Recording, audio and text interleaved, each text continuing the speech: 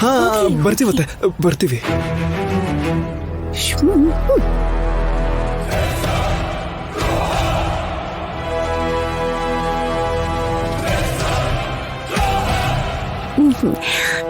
ಏನ್ರಿ ಏನ್ ಜಾನಕಿ? ಅದು ಕಾಫಿ ಕುಡಿದ್ರಾ? ಕುಡ್ದಿದ್ದಾಯ್ತಲ್ವಾ, ನೀನೇ ಕೊಟ್ಟಿದ್ದಲ್ವಾ? ಹೌದಲ್ವಾ? ಊಟ ಮಾಡಿದ್ರಾ? ನೀನೇ ಊಟ ಬಡಿಸಿದ್ಯಲ್ವಾ ಜಾನಕಿ? ಏನ್ ಮರ್ತೋದ್ಯಾ? ಇಲ್ಲ, ಮತ್ತೇನಾದ್ರೂ ಹೊಟ್ಟೆ ಹಸಿತಿದ್ಯೋನೋ, ಮತ್ತೇನಾದ್ರೂ ತಿಂತೀರೇನೋ ಅಂತ.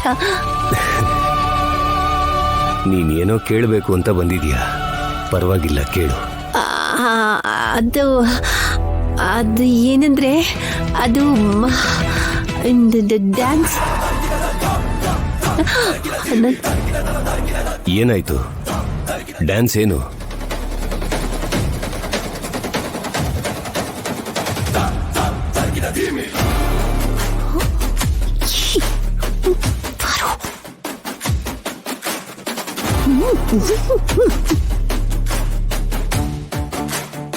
ಸೀನು, ಸೀನು ಆದ್ಯ ಇಲ್ಲೇ ಇದ್ದಾರೆ, ಇಲ್ಲೇ ಇದ್ದಾರೆ. ಮತ್ತೆ ಬರೋದಕ್ಕೆ ಹೇಳು. ಬಾ ಆದ್ಯ. ಬಾ. ಬಂದ್ರು ರೀ. ಏನಾಯ್ತು ಸೀನು? ಮಾವ, ದೊಡ್ಡಪ್ಪ ಏನಾದ್ರೂ ತಪ್ಪು ಮಾಡಿದೀರಾ? ಮತ್ತಿನ್ನೇನು, ಬಾಯಿ ಬಿಟ್ಟು ಮಾತಾಡಿದ್ರೆ ತಾನೇ ನಂಗೆ ಗೊತ್ತಾಗೋದು ಏನು ಅಂತ ಹೇಳಿ. ಅದು ಮಾವ, ಆದ್ಯ ಡ್ಯಾನ್ಸ್ ಸ್ಕೂಲ್ ಶುರು ಮಾಡಬೇಕು ಅನ್ಕೊಂಡಿದ್ದಾಳೆ. ಅದು ನಮ್ಮೂರಲ್ಲಿ. ಏನು? ಅಂದ್ರೆ ದೊಡ್ಡಪ್ಪ, ಅದು ನಾವು ಸ್ಟಾರ್ಟ್ ಮಾಡ್ತಾ ಇರೋ ಡ್ಯಾನ್ಸು ಆ ಮೇಘ ಮಾಡ್ತಿದ್ದು ವೆಸ್ಟರ್ನ್ ಡ್ಯಾನ್ಸ್ ಅಲ್ಲ. ನಾನ್ ದೊಡ್ಡಮ್ಮನಿಂದ ಚಿಕ್ಕ ವಯಸ್ಸಿಂದ ಕಲ್ತಿದ್ದ ಕ್ಲಾಸಿಕಲ್ ಡ್ಯಾನ್ಸ್. ನೀವೇ ನೋಡಿದ್ರಿ ಅಲ್ವಾ, ಆ ಅನಘಾದೇವಿ ಈಗ ಮಗಳ ಮುಖಾಂತರ ವೆಸ್ಟರ್ನ್ ಡ್ಯಾನ್ಸ್ಗಳು ಮಾಡಿಸಿದ್ದಾರೆ. ಅವರೆಲ್ಲ ದಾರಿ ತಪ್ಪದಿರೋ ತರ ನೋಡ್ಕೋಬೇಕಲ್ವಾ? ಅದಕ್ಕೆ ಆದ್ಯ ಕ್ಲಾಸಿಕಲ್ ಡ್ಯಾನ್ಸ್ ಸ್ಕೂಲ್ ಶುರು ಮಾಡಬೇಕು ಅನ್ಕೊಂಡಿದ್ದಾಳೆ. ಮಾವ,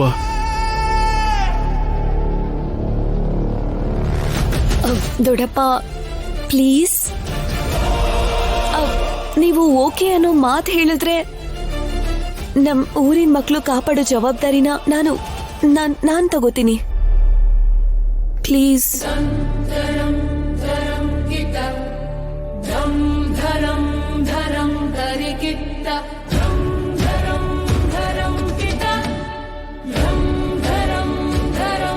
ನಾನ್ ಪಾಲಿಸುವಂತ ಧರ್ಮನ, ಕಟ್ಟುಪಾಡುಗಳನ್ನ, ಈ ಊರಿನ ಸಂಸ್ಕೃತಿ ಸಂಪ್ರದಾಯಗಳನ್ನ ಹಾಳು ಮಾಡಬೇಕು ಅಂತ ಇರೋ ಅನಘಾದೇವಿ ಮೇಘಾಗೆ ಸವಾಲ್ ಹಾಕ್ತೀನಿ ಅಂತಂದ್ರೆ ಒಪ್ಕೊಳ್ದಿರೋದಕ್ಕೆ ಹೇಗ್ ಸಾಧ್ಯ ಹೇಳಿ?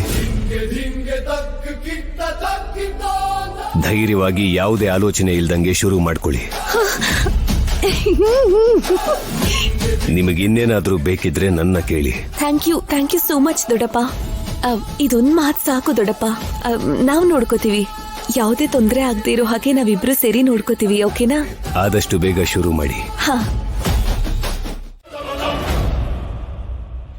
ಶುಭ ಅಂತ ತಗೊಂಡ್ ಬಂದಿರೋ ಸೀರೆ ಅಗ್ನಿಗೆ ಆಹುತಿ ಆಗೋಯ್ತು.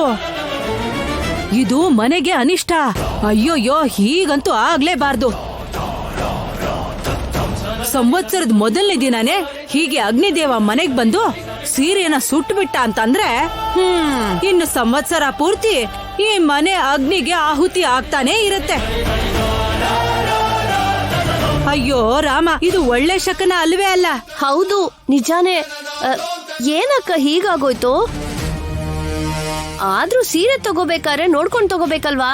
ಪಕ್ಕದಲ್ಲೇ ಬೆಂಕಿ ಬೇರೆ ಇತ್ತಲ್ಲ. ಚಿಕ್ಕಿ, ಈ ರೀತಿ ಆಗತ್ತೆ ಅಂತ ಯಾರಾದ್ರೂ ಯೋಚನೆ ಮಾಡಿದ್ರಾ ಹೇಳಿ? ಈ ತರನೇ ಆಗ್ಬೇಕು ಅಂತ ಬಯಸಿದ್ರೇನೋ, ಅದಕ್ಕೆ ನಾವೆಲ್ಲ ಭಯ ಪಡ್ತಿದ್ರು ಇವರಿಬ್ರು ಮಾತ್ರ ಬೇಜಾರಾಗಿರೋ ಹಾಗೆ ನಟಿಸ್ತಾ ಇದ್ದಾರೆ. ಅಲ್ ನೋಡು, ಆ ಮುಖ ನೋಡಿ. ನಡೆದಿದ್ದೇನೋ ನಡೆದು ಹೋಗಿದೆ. ಹೀಗ್ ನಡೆದಿದ್ ಕೂಡ ಹೇಳ್ಬೇಕು ಅಂದ್ರೆ ನಮ್ಮ ಮನೆಗೆ ಒಳ್ಳೇದೆ.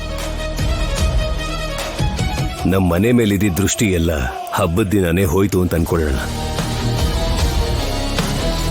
ಇದನ್ ಯಾರು ಕೆಟ್ಟದಾಗಿ ತಗೋಬೇಡಿ. ಈಗ ಹೋಗಿ ಮುಂದಿನ ಕಾರ್ಯ ನೋಡೋಣ ಬನ್ನಿ.